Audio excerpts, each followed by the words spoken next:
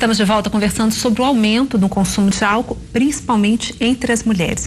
Lívia, tem outras particularidades da mulher, né? Sim. Das consequências do uso de álcool entre as mulheres, né? Isso aí.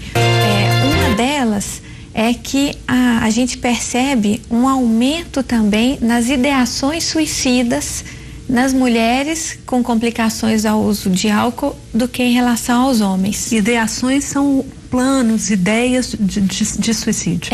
De pensar na morte como saída, né? De não ver mais saída, não ver mais recurso na vida com nada, então morrer. E aí tem pessoas que planejam mesmo, outras tentam. Mulheres fazem isso mais. As mulheres alcoolistas fazem isso mais do que os homens alcoolistas. Um outro ponto também que a gente precisa levar em consideração são as comorbidades psiquiátricas. O que é isso? São as doenças psiquiátricas associadas às dependências químicas. Várias delas têm maior incidência entre as mulheres do que entre os homens. Sim, a gente percebe como comorbidade psiquiátrica mais prevalência de transtornos de humor e de transtornos alimentares em mulheres que bebem do que em homens que bebem. Por sua vez, na mulher, a gente percebe uma maior vulnerabilização da mulher em relação a quadros depressivos e ansiosos. E aí, esses quadros não cuidados, não tratados, eles deixam a mulher mais exposta a secundariamente desenvolverem um padrão de uso, né, dependências químicas, como uma doença secundária, associada à primeira, depressão, ansiedade. Isso leva a gente a pensar que vai ser preciso fazer políticas públicas, programas de prevenção específicos para as mulheres. Sim, cada vez mais a gente precisa ficar sensível às particularidades da saúde da mulher, da saúde da infância e da adolescência, da saúde do idoso, né? Quando a gente fala, a gente estava conversando, né? Não dá para pensar dicotomizado.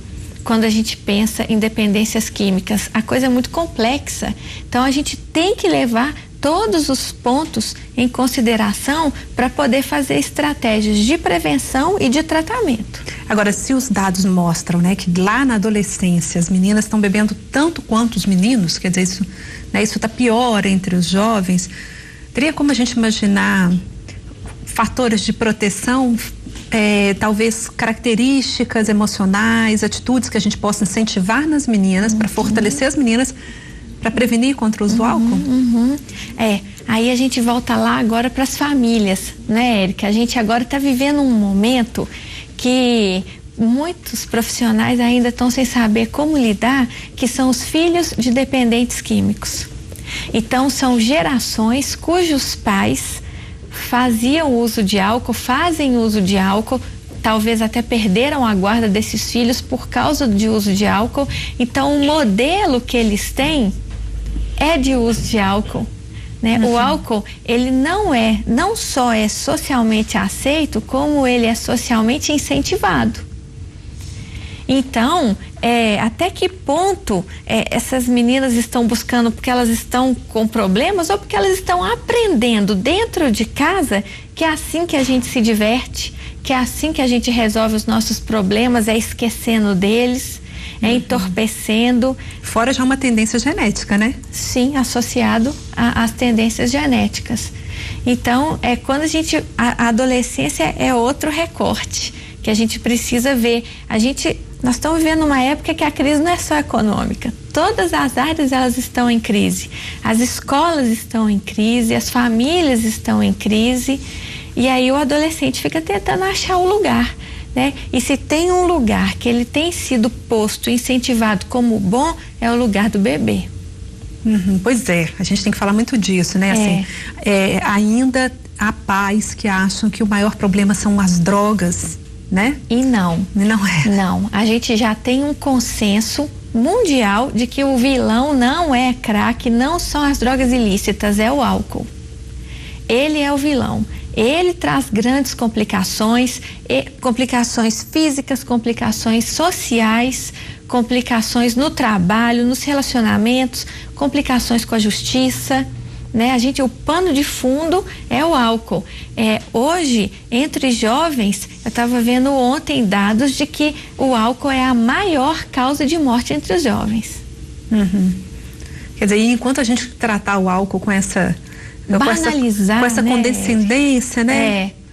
Quando a gente vê uma propaganda de álcool, é só um campo muito propício. São mulheres maravilhosas. Eu, como mulher, eu quero ser igual a ela.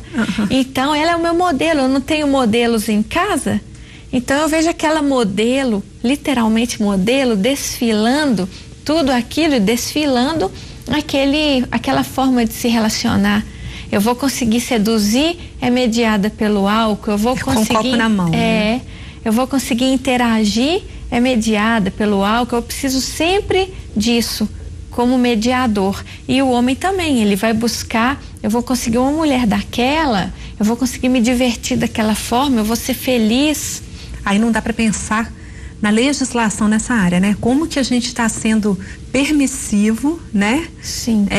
Permitindo, como nossa legislação ainda permite que associe o álcool ao esporte, né? Que Sim. é um contrassenso total, né? Sim. Nas propagandas, a gente percebe todo esse estímulo, e aí no final, meu pai que brinca, que fala assim, beba com moderação. É aquele, você nem escuta direito a frase para poder mandar tomar cuidado, né? É um incentivo ali ativo, no meu ponto de vista, criminoso, que se faz com as pessoas, né? Que já estão ali, né? No momento que a gente está vivendo, com poucos modelos, com poucos referenciais, e eu estou exposta ali àqueles modelos e aqueles referenciais para mim. Aí eu volto para o ponto que você colocou no primeiro bloco da negação, Érica. A negação, a gente já percebe que ela é uma questão que a gente já tem visto como natural e esperada para toda mudança de comportamento. E toda essa condescendência, ela fomenta a negação. A pessoa vai dizer, não, mas eu bebo só um pouquinho, eu bebo socialmente, eu só bebo no fim de semana, eu não sou alcoólatra. Né? Todo mundo bebe. Por que eu não posso beber? Isso daí todo mundo faz isso. Né? Eu já atendi pessoas que eram um alcoolista, ele todos os dias saía do trabalho e tomava uma para descansar no final do dia. Ele falava, eu mereço, é meu happy hour, isso é bonito, né? Isso é bacana, todo mundo até faz o nome isso. É bonito, né? Happy hour, né? Chique, né? Então, a coisa é colocada numa banalização muito grande, e aí as pessoas esperam as complicações chegarem para poder começar a pensar em alguma coisa. Isso não é só o usuário, a família também. A gente percebe famílias e mais famílias. Tem um indivíduo, um filho, um marido que está com um problema com uma droga ilícita. E aí ele que é o problema, a família que bebe todo final de semana, que as festas são regadas a bebida. Não, isso é normal, eu só bebo. Isso não tem problema, o problema é o crack do outro. Já vi pais ativamente falando, meu filho, para de usar crack, só bebe. Olha aqui, a gente só bebe, não tem problema nenhum. Tá todo mundo aqui levando a vida na boa, para que você foi mexer com isso? É muita incoerência. Não só é parecido, como o álcool pode ser pior. Sim, o álcool é pior. A diferença do álcool para as outras drogas é o tempo que a gente vê os agravamentos. O álcool vai levar mais tempo para a gente poder ver esses agravamentos. O crack a gente vai ver muito rápido, em poucos anos. O álcool vai levar anos. E isso se torna, então, um problema também, porque aí as pessoas tendem a achar que tá ok. O fato é que a gente sabe que, voltando então para as mulheres, você começou a dizer, não existe uso seguro. Para mulheres e para mulheres grávidas, não existe dose nenhuma segura.